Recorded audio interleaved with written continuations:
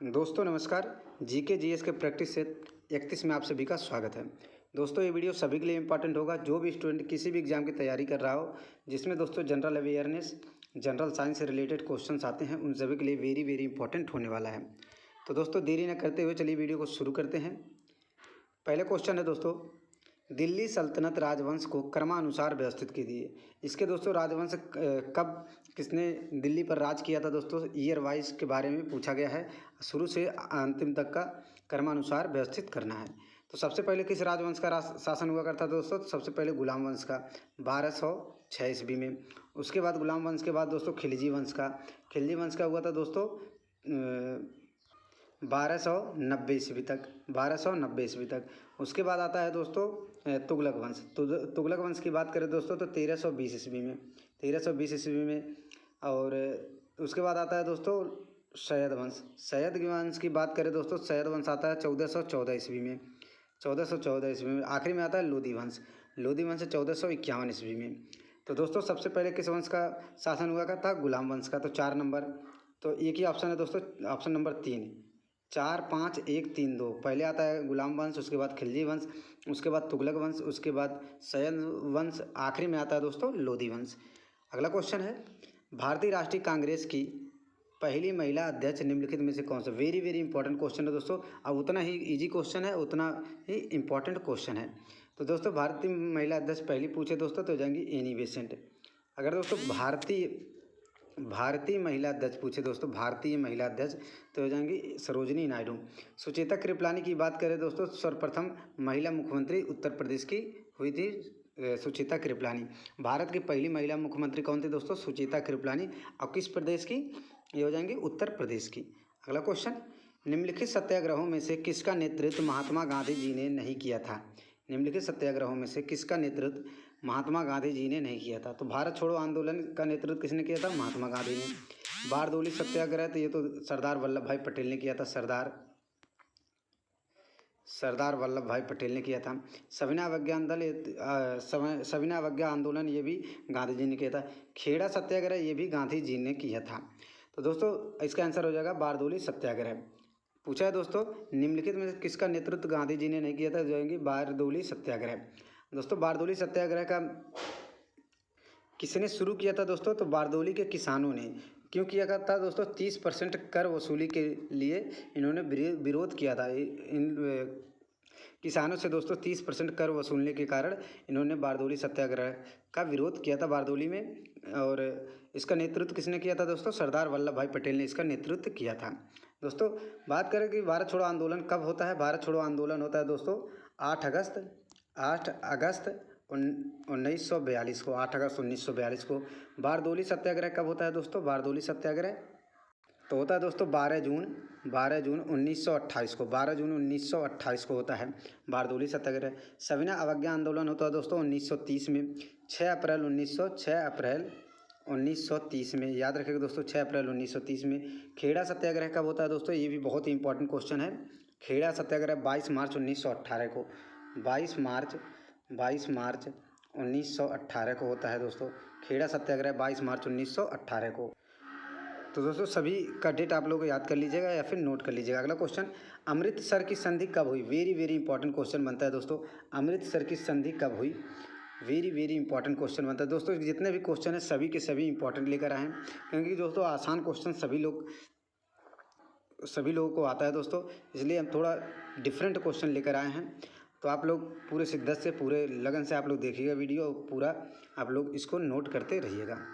तो दोस्तों होता है अमृतसर की संधि कब हुई, तो होता है 1809 ईस्वी में, 1809 ईस्वी में। अगर डेट की बात करें, एग्जैक्ट डेट की बात करें दोस्तों, तो होता है 25 अप्रैल 1809 ईस्वी में, 25 अप्रैल 1809 ईस्वी में होता है दोस्तों।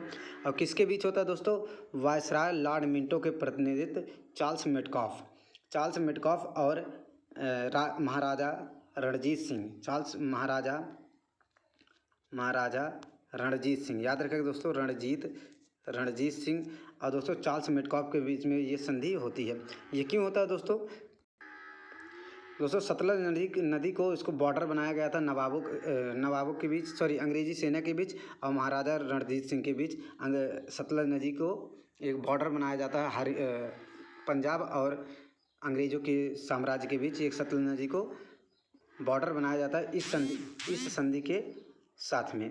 अगला क्वेश्चन, हिमानी झील इटास्का किस नदी का स्रोत है? हिमानी झील इटास्का किस नदी का स्रोत है? मतलब हिमानी झील इटास्का झील से कौन सी नदी निकलती है दोस्तों? तो इसका आंसर हो जाएगा मिसिसिपी झील। ऑप्शन नंबर 3 सही हो जाएगा दोस्तों, मिसिसिपी झील।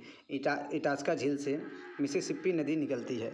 दोस्तों बात करें इसकी टोटल लंबाई की मिसिसिपी झील की, तो हो जाएगा 3766 किलोमीटर। याद रखिएगा दोस्तों, 3766 किलोमीटर। दोस्तों बात करें कि अगर ये किस देश में स्थित है दोस्तों, तो हो जाएगा संयुक्त राज्य अमेरिका में, यूनाइटेड स्टेट ऑफ अमेरिका में स्थित है। दोस्तों ये कहाँ पर जाकर गिरती है दोस्तों, तो हो जाएगी मैक्सिको की खाड़ी में। मैक्सिको की खाड़ी में जाकर गिरती है। याद रखिएगा दोस्तों, कहाँ से निकलती है मिसिसिपी झील नदी? इटास्का झील से, और मैक्सिको की खाड़ी में जाकर गिरती है। टोटल लंबाई 3766 है और मुख्य रूप से यूनाइटेड स्टेट ऑफ अमेरिका में बहती है। अगला क्वेश्चन, निम्नलिखित में से किसने उन्नत स्वास्थ्य सेवा के लिए स्वास्थ्य का उद्घाटन किया है? करंट अफेयर से रिलेटेड क्वेश्चन है दोस्तों, बहुत इंपॉर्टेंट है। उन्नत स्वास्थ्य सेवा के लिए स्वास्थ्य का उद्घाटन किसने किया है दोस्तों? तो इसका आंसर हो जाएगा IIT गुवाहाटी ने। IIT गुवाहाटी ने, बहुत इंपॉर्टेंट क्वेश्चन बनता है दोस्तों। उन्नत स्वास्थ्य सेवा के लिए स्वास्थ्य का उद्घाटन किसने किया है? तो IIT गुवाहाटी ने। अगला क्वेश्चन, हाल ही में किस देश में बहुराष्ट्रीय सैन्य अभ्यास शांति प्रयास 4 बहुराष्ट्रीय सैन्य अभ्यास है? बहुराष्ट्रीय मतलब बहुत देश का सैन्य अभ्यास है। तो शांति प्रयास किस देश में शुरू किया गया है? तो हो जाएगा नेपाल में। नेपाल के किस जगह पर दोस्तों? तो काठमांडू में इसको शुरू किया गया है। दोस्तों बहुराष्ट्रीय से मतलब है टोटल कितने देश हैं इसमें? टोटल 19 देश हैं। क्या दोस्तों भारत इसमें शामिल है? तो बिल्कुल दोस्तों, भारत, बांग्लादेश, अमेरिका द्वारा शुरू किया गया है दोस्तों। अमेरिका, नेपाल, बांग्लादेश, म्यांमार, मालदीव, ऐसे दोस्तों टोटल 19 देशों को इसमें शामिल किया गया है। अगला क्वेश्चन, निम्नलिखित में से किसने under water photographer of the year 2024 का खिताब जीता है? निम्नलिखित में से किसने under water photographer of the year 2024 का खिताब किसने जीता है? तो इसका आंसर हो जाएगा दोस्तों एलेक्स डॉसन ने।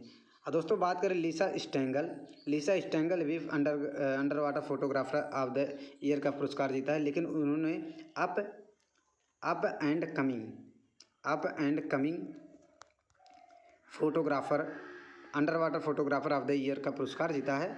किसने दोस्तों? लिसा स्टेंगल ने up and coming under water photographer of the year 2024 का खिताब जीता है। अगला क्वेश्चन, हाल ही में भारत ने अंतरिक्ष क्षेत्र में कितने प्रतिशत विदेशी प्रत्यक्ष निवेश का मंजूरी दिया है? अंतरिक्ष क्षेत्र में कितने प्रतिशत विदेश निवेश को मंजूरी दिया है दोस्तों? तो हो जाएगा 100%। इसका आंसर हो जाएगा दोस्तों 100%। किसी भी देश का कोई भी सैटेलाइट लॉन्च करना है अंतरिक्ष क्षेत्र में, तो आकर भारत में पूरा मंजूरी ले सकता है। अगला क्वेश्चन, हाल ही में जारी किया गया साइबर क्राइम रिपोर्ट में भारत का स्थान रहा है दोस्तों। सूचकांक से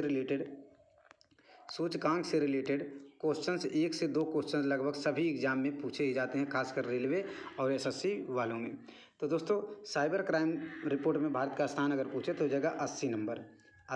याद रखिएगा दोस्तों, 80 नंबर हो जाएगा इसका आंसर। दोस्तों भूखमरी में अगर पूछे तो भूखमरी में ग्लोबल हंगर इंडेक्स में भारत का स्थान, तो इसका भारत का स्थान हो जाएगा 111। अब टोटल कितने देश होते हैं दोस्तों? 125 देशों में इसको जारी किया गया है। 111 नंबर है। दोस्तों बात करें मीडिया के बारे में कि भारत का मीडिया कैसा है, तो इसकी बात करें तो हो जाएगा 159। टोटल कितना देश है? 180 देशों का इसमें शामिल किया जाता है। और दोस्तों इसके बाद बात करें भ्रष्टाचार के बारे में, तो भ्रष्टाचार के बारे में 93 नंबर पे है दोस्तों। टोटल 180 देश। तो दोस्तों मीडिया रिपोर्ट पिछले साल 2023 में 161वें नंबर पर थी, 161वें नंबर पे। 2024 में 159 नंबर पे है, 159 नंबर पे है, जो कि 2 अंकों का सुधार देखने को मिला है। तो याद रखिएगा दोस्तों, साइबर क्राइम रिपोर्ट में 80 नंबर पर, और दोस्तों भुखमरी में 111 नंबर पर, मीडिया रिपोर्ट में दोस्तों 159 नंबर पर, भ्रष्टाचार में 93 नंबर पर, टोटल देश 180। अगला क्वेश्चन है दोस्तों, आल्प्स पर्वत श्रेणी निम्न में से किस देश का हिस्सा नहीं है? आल्प्स पर्वत श्रेणी निम्न में से किस देश का हिस्सा नहीं है? तो दोस्तों आल्प्स पर्वत श्रेणी के विस्तार के बारे में बात करें दोस्तों, फ्रांस में पाया जाता है, स्विट्जरलैंड में भी फैला हुआ है, ऑस्ट्रिया में है, और दोस्तों एक देश और में है, जर्मनी। ये 4 देशों में पूर्ण रूप से ये फैला हुआ है दोस्तों। तो इसमें इंग्लैंड हो जाएगा, इंग्लैंड में ये नहीं पाया जाता। आल्प्स पर्वत श्रेणी इंग्लैंड में नहीं पाया जाता। दोस्तों बात करें आल्प्स पर्वत श्रेणी का उच्चतम बिंदु, इस क्या कहा जाता है दोस्तों? पीक पॉइंट को माउंट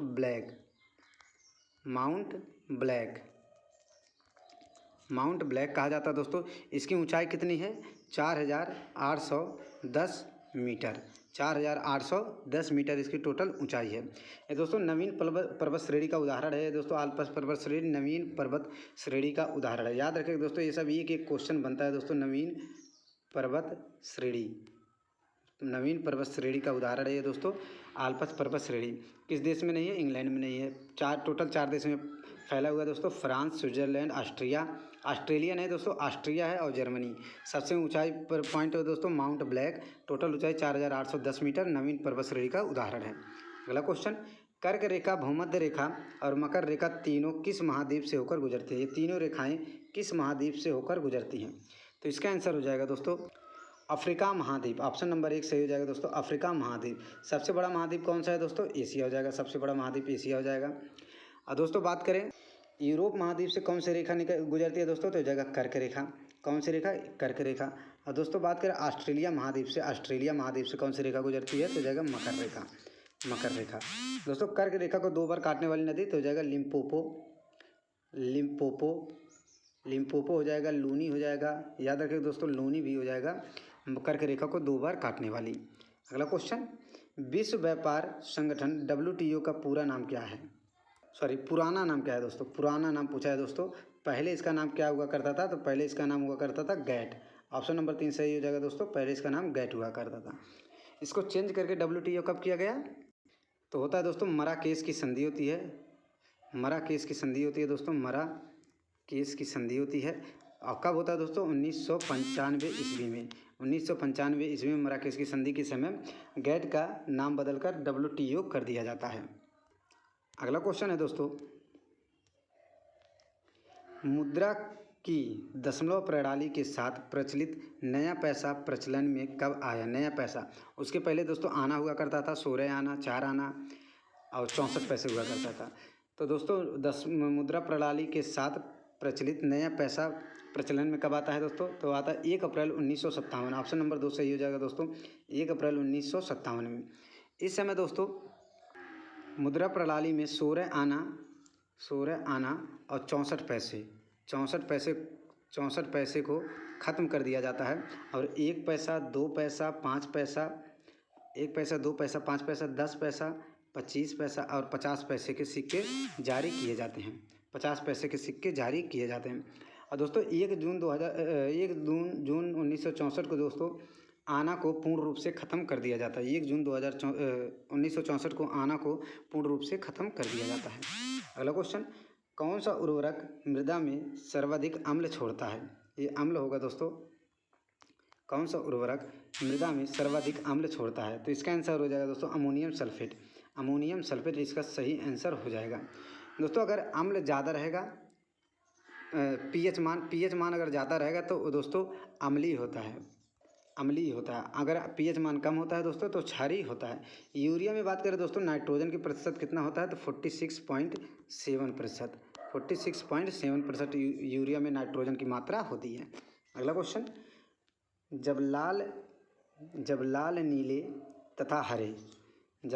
नीले तथा हरे प्रकाश का पुंज एक स्थान पर पड़ता है, मान लीजिए यहाँ पर है दोस्तों एक प्रिज्म है, इसमें लाल, हरा और नीला किया एक स्थान पर डाला जाता है, तब प्रकाश का रंग कैसा होता है? प्रकाश का रंग किस में बदल जाता है दोस्तों? तो ये जाएगा सफ़ेद में। इसका आंसर हो जाएगा दोस्तों सफ़ेद में। अगला क्वेश्चन दोस्तों, अगला क्वेश्चन है और आज का आखिरी क्वेश्चन है, भूमि सुधार अधिनियमों को संवैधानिक सुरक्षा प्रदान करने के लिए किस अनुसूची में जोड़ा गया? भूमि सुधार संबंधी कौन सा अनुसूची है दोस्तों? तो हो जाएगा 9वीं अनुसूची, 9वीं अनुसूची। और किस संविधान संशोधन द्वारा जोड़ा जाता है दोस्तों? प्रथम संविधान संशोधन द्वारा इसको जोड़ा जाता है। दोस्तों बात करें 8वीं अनुसूची, तो 8वीं अनुसूची में दिया गया है दोस्तों भाषा किस अनुसूची में दिया गया है दोस्तों? 8वीं में। टोटल कितनी भाषाओं का उल्लेख किया गया है दोस्तों? तो 22 भाषाओं का। दोस्तों प्रथम संविधान संशोधन कब होता है दोस्तों? 1951 में, ये आप लोग याद कर रखिएगा। तो 9वीं अनुसूची किससे रिलेटेड है दोस्तों? भूमि सुधार अधिनियम से। 8वीं अनुसूची है दोस्तों भाषा से रिलेटेड। टोटल 22 भाषाओं का उल्लेख किया गया है। तो दोस्तों बस आज के लिए इतना ही। दोस्तों उम्मीद करता हूँ वीडियो पसंद आई हो। अगर पसंद आए दोस्तों चैनल को सब्सक्राइब करिएगा, वीडियो को लाइक कीजिएगा और शेयर जरूर कर दीजिएगा।